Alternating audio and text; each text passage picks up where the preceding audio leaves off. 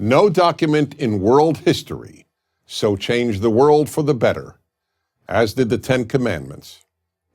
Western civilization, the civilization that developed universal human rights, created women's equality, ended slavery, created parliamentary democracy, among other unique achievements, would not have developed without them. As you will see when each of the Ten Commandments is explained, these commandments are as relevant today as when they were given over 3,000 years ago. In fact, they're so relevant that the Ten Commandments are all that is necessary to make a good world, a world free of tyranny and cruelty. Imagine for a moment a world in which there was no murder or theft. In such a world, there would be no need for armies or police or weapons. Men and women and children could walk anywhere at any time of day or night without any fear of being killed or robbed. Imagine further a world in which no one coveted what belonged to their neighbor, a world in which children honored their mother and father and the family unit thrived, a world in which people obeyed the injunction not to lie. The recipe for a good world is all there in these 10 sublime commandments. But there is a catch. The Ten Commandments are predicated on the belief that they were given by an authority higher than any man, any king, or any government. That's why the sentence preceding the Ten Commandments asserts the following: God spoke all these words. You see, if the Ten Commandments, as great as they are, were given by any human authority, then any person could say, "Who is this man Moses? Who is this king or queen? Who is this government to tell me how I should behave?" Okay, so why is God indispensable to the Ten Commandments? Because, to put it as directly as possible, if it isn't God who declares murder wrong, murder isn't wrong. Yes, this strikes many people today as incomprehensible, even absurd. Many of you are thinking, is this guy saying you can't be a good person if you don't believe in God? Let me respond as clearly as possible. I am not saying that. Of course there are good people who don't believe in God, just as there are bad people who do.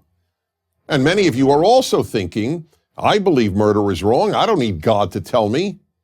Now that response is only half true. I have no doubt that if you're an atheist, and you say that you believe murder is wrong, you believe murder is wrong. But forgive me, you do need God to tell you. We all need God to tell us. You see, even if you figured out murder is wrong on your own, without God and the Ten Commandments, how do you know it's wrong? Not believe it's wrong, I mean know it's wrong. The fact is, you can't. Because without God, right and wrong are just personal beliefs, personal opinions. I think shoplifting is okay, you don't. Unless there is a God, all morality is just opinion and belief. And virtually every atheist philosopher has acknowledged this. Another problem with the view that you don't need God to believe that murder is wrong is a lot of people haven't shared your view. And you don't have to go back very far in history to prove this. In the 20th century, millions of people in communist societies and under Nazism killed about 100 million people. And that doesn't count a single soldier killed in war. So don't get too confident about people's ability to figure out right from wrong without a higher authority. It's all too easy to be swayed by a government or a demagogue or an ideology, or to rationalize that the wrong you're doing isn't really wrong. And even if you do figure out what is right and wrong, God is still necessary. People who know the difference between right and wrong do the wrong thing all the time. You know why? Because they can. They can because they think no one is watching. But if you recognize that God is the source of moral law, you believe that He is always watching. So even if you're an atheist, you would want people to live by the moral laws of the Ten Commandments. And even an atheist has to admit that the more people who believe God gave them, and therefore they are not just opinion, the better the world would be.